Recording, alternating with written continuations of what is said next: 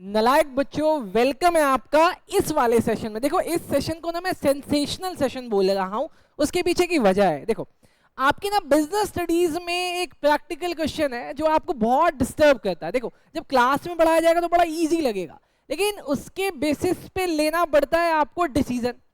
अब कभी कोई इतना अंदर जाके आपको समझाता नहीं है कि डिसीजन सिर्फ दो छोटी सी बातों पे लेना है। अब वो दो छोटी बातें कितनी सारी बातों के साथ है, अगर आप ये वाला वीडियो एंड तक देख लोगे तो कंफर्म मां कसम आपको आ जाएगा।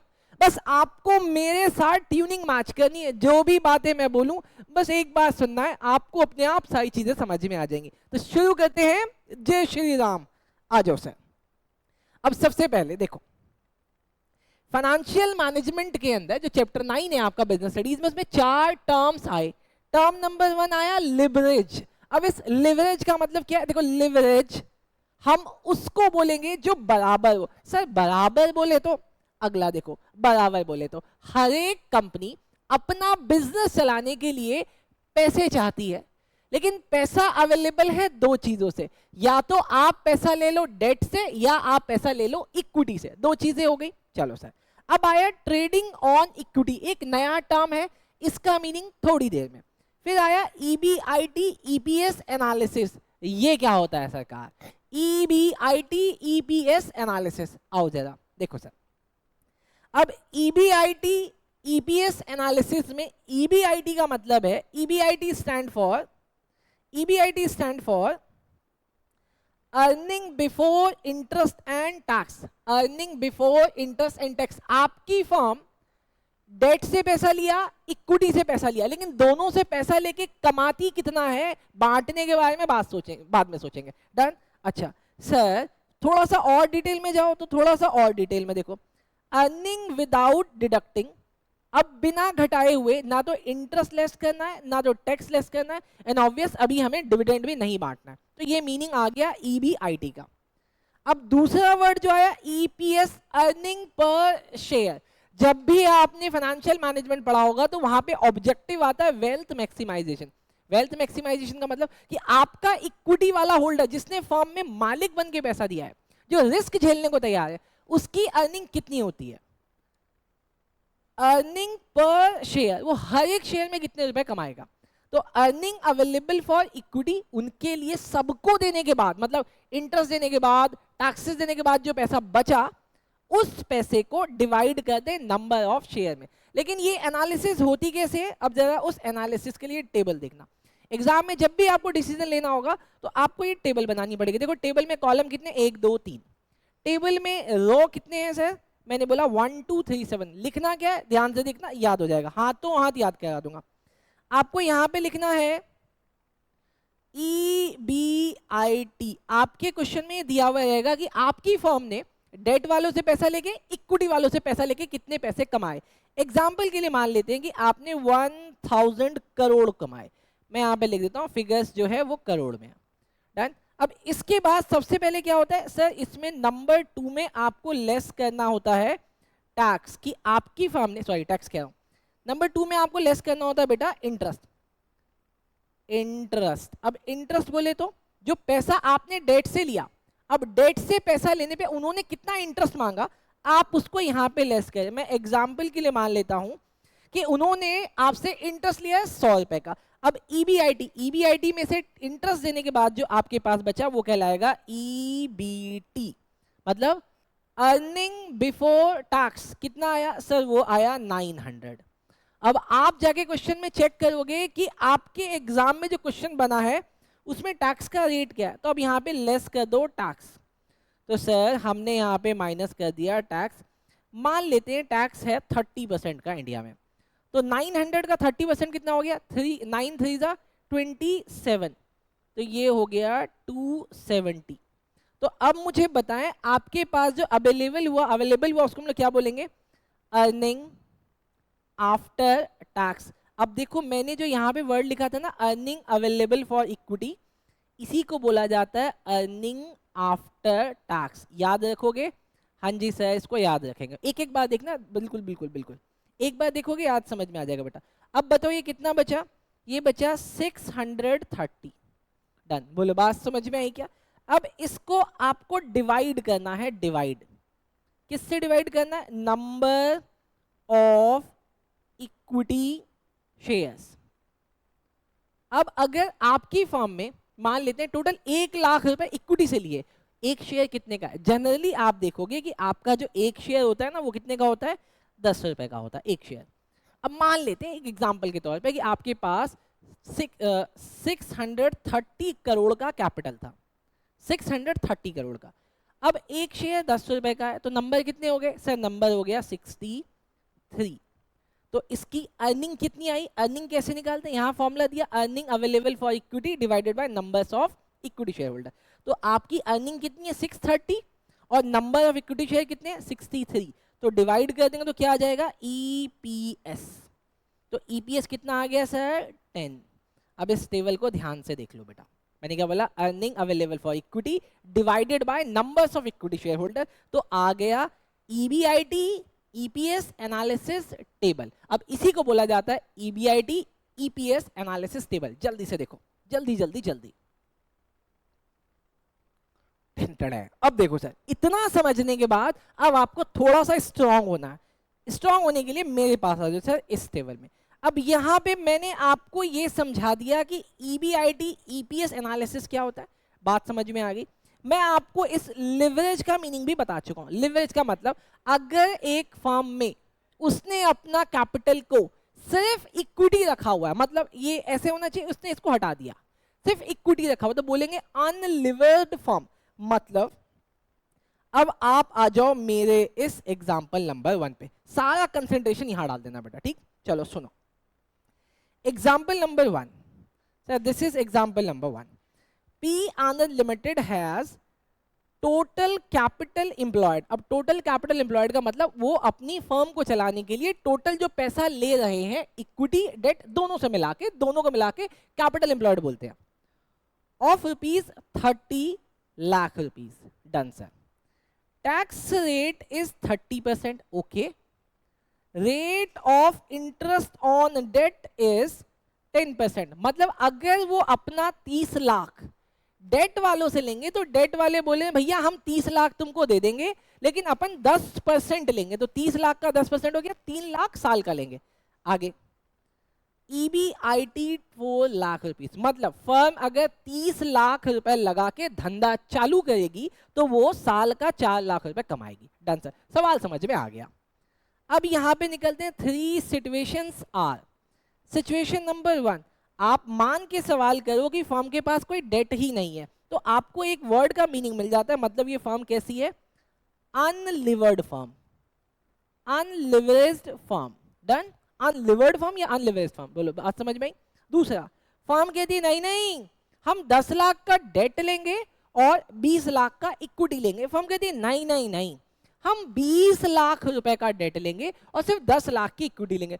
मुझे नहीं पता कि इन तीनों में से कौन सी सिचुएशन अच्छी है। भाई मेरा तो फाइनेंशियल मैनेजमेंट में एक ऑब्जेक्टिव है, शेयर होल्डर का वेल्थ बढ़ना चाहिए। वेल्थ कैसे बढ़ेगा? जब उसकी अर्निंग पर शेयर बढ़ेगी। तो आओ इन तीनों सिचुएशन में हम इस एनालिसिस को लगा के देखते हैं कि कहां पे फिट बैठता है। आओ सर जल्दी से। अब आपको 7 बातें याद है। मैंने यहां पे लिखा बात नंबर 1, बात नंबर 2, बात नंबर 3, 4, 5, 6 और 7। आपको 7 बातें आती हैं। सर सबसे पहले बात थी EBIT। सर उस EBIT में मेरे को लेस करना होता था इंटरेस्ट। सर उसके बाद आ जाता था अर्निंग बिफोर टैक्स। डन, आपको याद आ रहा होगा। फिर सर इसमें माइनस कर देते हैं हम लोग टैक्स, तो आ जाता है अर्निंग आफ्टर टैक्स, जिसको बोला जाता है earning available for equity. Sir फिर इसको हम लोग डिवाइड कर देते हैं नंबर ऑफ इक्विटी शेयर्स से, और मैंने आपको बोला है इसको अज्यूम करना है कि हमेशा आपका शेयर 10 रुपए का होगा एक शेयर। डन। उसके बाद लास्ट में आ जाता है EPS, और इसी टेबल को आप लोग बोलते हो बेटा, मैं तो नहीं बोलता, मैं तो पढ़ा चुका। आप लोग इसी टेबल को क्या बोलते हो? EBIT EPS analysis. चलो सर अब कहते हैं सर देखते हैं क्या होता है। आपकी EPS चाहे कोई से भी सिचुएशन लो, कंपनी ने क्या बोला है कि वो कितने पैसे कमाने वाली है? 4 लाख रुपए। तो मैंने सिचुएशन 1 में भी 4 लाख लिख दिया, सिचुएशन 2 में भी 4 लाख रुपए लिख दिया, और सिचुएशन 3 में भी मैंने 4 लाख रुपए लिख दिया। आपको समझ में आ गया। अब बात करते हैं इंटरेस्ट की। क्योंकि केस 1 में फर्म के पास कोई डेट ही नहीं है, तो मतलब इंटरेस्ट आएगा निल। लेकिन दूसरी सिचुएशन में फर्म ने 10 लाख रुपए का कैपिटल डेट लिया हुआ है। अब डेट का इंटरेस्ट का रेट कितना है? 10 लाख का 10%, 1 लाख। तो सर यहाँ 1 लाख रुपए का मुझे इंटरेस्ट चला जाएगा। लेकिन थर्ड सिचुएशन में कंपनी ने 20 लाख रुपए का डेट लिया हुआ, तो 20 लाख का 10%, 2 लाख। तो सर ये हो गया 2 lakh, done.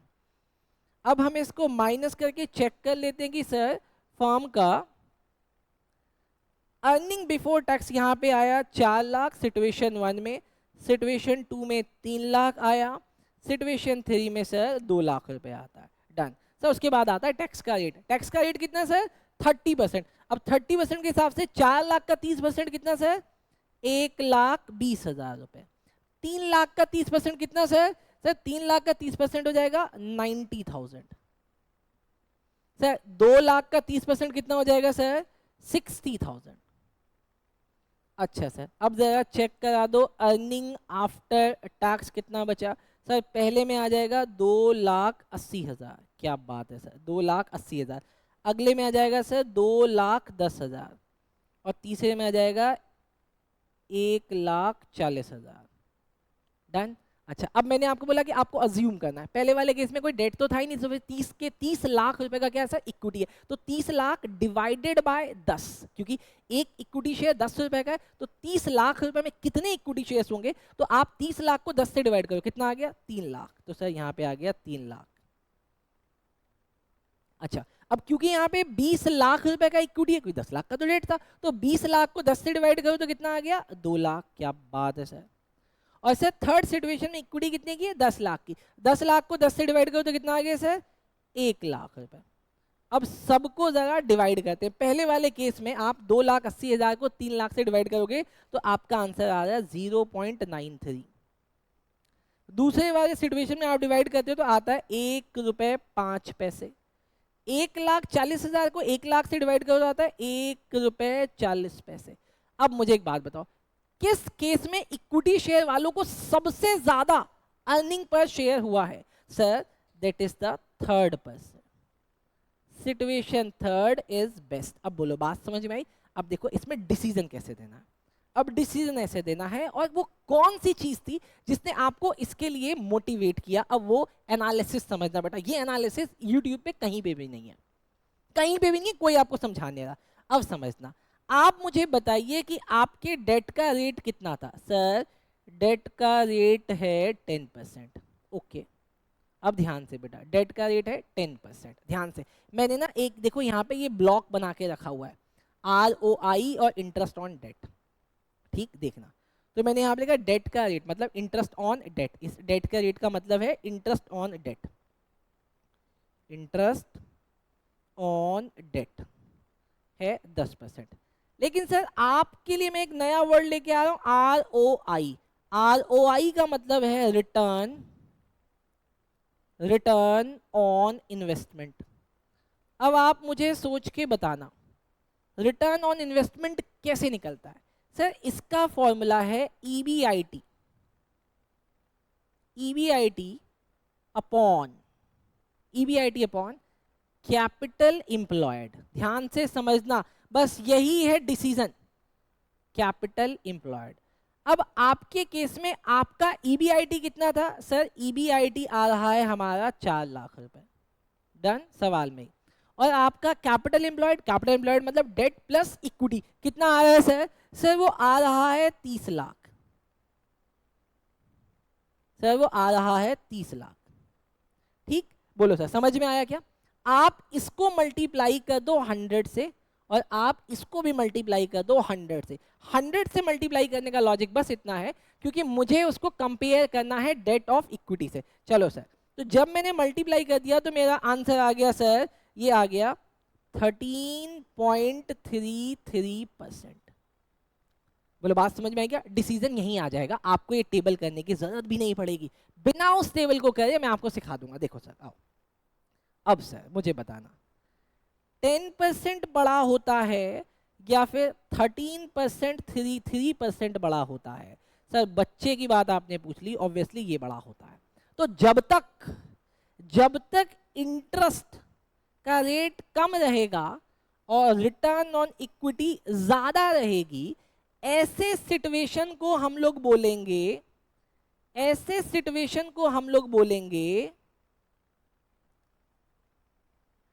Trading on equity. क्या बोलेंगे? Trading on equity. और अगर ऐसा रहेगा तो देखो, ये चीज तो आप बिना टेबल निकाले कर सकते थे, तो ये चीज रहेगा तो आपका आंसर हमेशा बनेगा, क्या बोलेंगे? मोर डेट विल बेनिफिट इक्विटी। जितना ज्यादा डेट लगाओगे इक्विटी को उतना ज्यादा फायदा होगा। अब देखो अपने सिचुएशन में, सिचुएशन 1 में आपके पास डेट ही नहीं था, तो आपकी अर्निंग कितनी थी? सर आपकी अर्निंग थी 0.93%, 0.93 पर शेयर। लेकिन आपने थोड़ा सा डेट लिया तो आपकी अर्निंग देखो बढ़ गई। आपने और डेट लिया 20 लाख का डेट, तो देखो अर्निंग कितनी बढ़ गई। तो सर इसका मतलब एग्जाम में अगर ऐसा क्वेश्चन अगर एमसीक्यू में भी आ जाए तो आपको ये टेबल बनाने की जरूरत नहीं है, आपको बस क्या देखना है? डेट का रेट कितना है और रिटर्न ऑन इक्विटी का रेट कितना है। अगर रिटर्न ऑन इक्विटी का रेट ज्यादा है तो इसका मतलब डेट लगाने से फायदा होगा, और इस सिचुएशन को हम लोग क्या बोलेंगे? हम बोलेंगे ट्रेडिंग ऑन इक्विटी। और ऐसे डिसीजन में हम लोग क्या लिखेंगे? अगर एग्जाम में क्वेश्चन आ गया, क्वेश्चन के बाद पूछता है कि हमें फर्म को क्या करना चाहिए, तो आपको उनको सजेशन देना है, सजेशन और सजेशन में देना है as ROI of the firm in comparison to debt rate is small. Therefore firms need to employ more debt. Done? बोलो बात समझ में आई क्या? पक्का? अब चलते हैं अगले सिचुएशन में, पहले इसको रुक के एक बार अच्छे से आप एनालिसिस करो। चलो जल्दी, चलो अभी नेक्स्ट में देखते हैं। नेक्स्ट में क्या है? Example number 2। लेकिन एग्जाम्पल नंबर 2 से पहले बताओ, क्या हमने इसका आंसर दे दिया? ROI and interest on debt. Yes sir, answer मिल गया हमें। EBIT EPS का आंसर मिल गया। यस सर, मिल गया। और सर अब हमारे पास ट्रेडिंग ऑन इक्विटी भी मिलेगा। ट्रेडिंग ऑन इक्विटी का आंसर रहता है। जरा ये वाला सवाल देखते हैं, एग्जाम्पल नंबर 2। देखते हैं कि आप अंदर तक जाते हो या बाहर से जाते हो। Example number 2, P Anand Limited has total capital employed of 30 lakh. Tax rate is 30% and rate of interest on debt is 10%. अरे सर ये तो सेम है। अरे देखो ना, यहाँ पे हल्का सा चेंज है। EBIT is 2 lakh. फिर से वो कहता है there is a situations are, वो सेम सिचुएशन कि पहले केस में डेट 0, दूसरे केस में डेट 10 लाख और तीसरे केस में डेट का 20 लाख। लेकिन यहाँ पे चेंज हुआ है 2 लाख का EBIT। अब आप मुझे बताओ, ये टेबल में फिल करूं या सीधा नीचे आ जाऊं? हम टेबल भी फिल करेंगे, लेकिन उससे पहले एक बार डायरेक्ट आंसर देखते हैं सर, उसके बाद देखेंगे ऊपर क्या आंसर आएगा कि आप एक्सपर्ट हुए या नहीं हुए। देखो सर, इंटरेस्ट का रेट क्या बना? सर इंटरेस्ट रेट है 10%, लेकिन क्योंकि आपको अब आ गया है ROI चेक करना, जरा ROI चेक करें। सर मेरा EBIT है 2 लाख और कैपिटल एम्प्लॉयड यहाँ पे भी है 30 लाख। अब जरा इसका आंसर चेक करना और बताना कि आंसर ये कितना आ रहा है। सर तो इसका आंसर आ रहा है 6.6%। अरे यार, तो सर यहाँ पे क्या हुआ? सर यहाँ पे आपका 10% ज्यादा है 6.6% से, मतलब इंटरेस्ट का रेट ज्यादा हो गया ROI से। अच्छा अभी आप मुझे बोलो, क्या यहाँ पे डेट लगाने से फायदा होगा? अब आप बोलोगे नहीं होगा। एक बार चेक करें क्या कि इतना आसान हो गया है क्या हमारे लिए? आओ सर एक बार जल्दी से सारी सिचुएशन को चेक कर लेते हैं। एज यूजुअल यहाँ पे हम लोगों का आएगा number 1, number 2, number 3, number 4, number 5, 6 and 7। Number 1 है सर EBIT। नंबर 2 में सर आपको लेस करना है यहाँ पे इंटरेस्ट। नंबर 3 है आपका अर्निंग बिफोर टैक्स। पक्का? हाँ जी सर। उसके बाद आ जाएगा लेस टैक्स, तो आंसर आएगा अर्निंग आफ्टर टैक्स। फिर अपने को डिवाइड करना होगा, divided by number of equity share, आ जाएगा आपका EPS। अब क्योंकि हम लोग ऑलरेडी कंक्लूड कर चुके हैं आंसर, एक बार बेटा एक बार जरा, चलो सर जल्दी से देखो। अब यहाँ पे आ गया ये आपका 2 लाख, इस क्वेश्चन में चेंज है, यहाँ पे भी 2 लाख और यहाँ पे भी सर 2 लाख। डन। अब तीनों जगह आ गए 2 लाख। एज यूजुअल पहले केस में हमारा कोई इंटरेस्ट नहीं, दूसरे केस में हमने 10 लाख रुपए का इंटरेस्ट लिया हुआ है, 10 लाख रुपए का डेट लिया हुआ है, तो उसमें इंटरेस्ट 10% के हिसाब से आएगा 1 लाख का। और तीसरे केस में 20 लाख का डेट है तो उसका 10% आएगा 2 लाख। जरा चेक कराना अर्निंग बिफोर टैक्स कितना सर, यहाँ तो 2 लाख ही आएगा, यहाँ पे 1 लाख आ गया और यहाँ पे 0। हाय राम, 0 हो गया। सर कोई बात नहीं, आप टैक्स लगाओ, टैक्स का रेट आपने लिखा हुआ है 30%, तो 30% का टैक्स कितना हो गया सर, यहाँ पे हो गया 60,000, यहाँ पे हो गया 30,000, और इंडिया में 0 पे कोई टैक्स नहीं लगता, तो मेरा अर्निंग आफ्टर टैक्स आ गया सर, यहाँ पे आ गया 1,40,000, यहाँ पे आ गया 70,000, और यहाँ पे कोई अर्निंग ही नहीं है। Sir numbers of equity share, पहले केस में सारा का सारा इक्विटी है, तो 30 लाख का इक्विटी डिवाइडेड बाय 10 कितना आ जाएगा सर, 3 लाख रुपए आ जाएगा सर। 3 लाख यहाँ आ गया, यहाँ पे 20 लाख डिवाइडेड बाय 10, तो यहाँ पे आ गया 2 लाख और यहाँ पे आ गया सर 1 लाख। अब इसको जरा डिवाइड करके आंसर निकालते हैं, तो सर यहाँ पे आ जाएगा ये 0.47, 0.35 और यहाँ पे तो 0। अब फिर से मैं लाल सर्कल बना देता हूँ यहाँ पे, और अब आप आंसर में क्या लिखोगे, क्योंकि फर्म का ROI डेट से बहुत कम है, इसीलिए फर्म को क्या चाहिए कि वो डेट ना ही ले, क्योंकि डेट महंगा पड़ रहा है और रिटर्न कम है। अब इन सब बातों को साइड करके आपके साथ में आ जाता हूं बहुत बेयर चीज में। अब आप ऐसे समझो एक आदमी है, बहुत ध्यान से समझना, ये आदमी मालिक है। ये आदमी कौन है, मालिक है। सर मालिक बोले तो मालिक होता है सर इक्विटी वाला।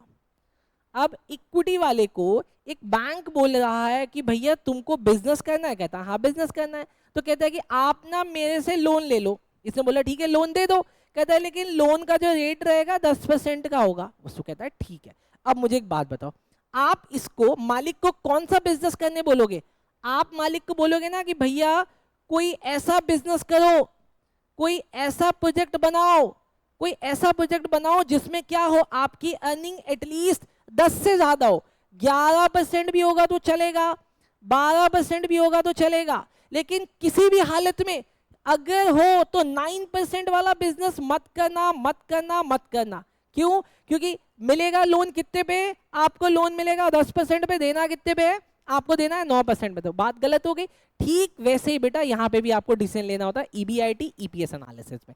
क्यों? देखो सर, मान लेते कि आपका अर्निंग पर शेयर, मान लेते 1% को earning per share, I mean return on equity, पहले 3 चीजें आ गई यहाँ पे, किसी भी सूरत में मान लेते आपका इंटरेस्ट का रेट, अर्निंग पर शेयर और रिटर्न ऑन इक्विटी, अगर रिटर्न ऑन इक्विटी 10% है और आपका इंटरेस्ट भी 10% है, तो भैया इसको तो ठेंगा मिलेगा, क्योंकि आप जितना कमाई करते हो सबका सब किसको चला गया, इंटरेस्ट वाले को चला गया। और अभी हमारे एग्जाम्पल नंबर 2 में आपका ROI कितना आया था, 6.6%, और ये इंटरेस्ट वाले कितना मांग रहे थे, 10%। तो भैया तुम इसी को ही नहीं दे पाओगे तो बिजनेस क्या खाक चलाओगे। लेकिन जो आपका एग्जाम्पल नंबर 1 था वहां पे आ रहा था 13.33% और इंटरेस्ट का रेट कितना था, 10%। तो यहाँ आया था थोड़ा सा मजा। क्यों मजा आया था कि सर डेट वाले को इंटरेस्ट कम जाएगा, जो बचा 3% वो किसका, इक्विटी वालों का। इक्विटी कौन, मालिक। आई होप इस सेंसेशनल वीडियो से मैंने 20 मिनट के अंदर, 25 मिनट के अंदर आपको पूरा कंसेप्ट क्लियर करा दिया। अब इस वीडियो के बाद शायद ही फाइनेंशियल मैनेजमेंट का कोई भी प्रैक्टिकल क्वेश्चन आपको डिस्टर्ब करे। ऐसे ही और वीडियोस को देखने के लिए आप प्लीज हमारा चैनल सब्सक्राइब कर ले और शेयर करके हमें मोटिवेट करें। चलो बाय, थैंक यू।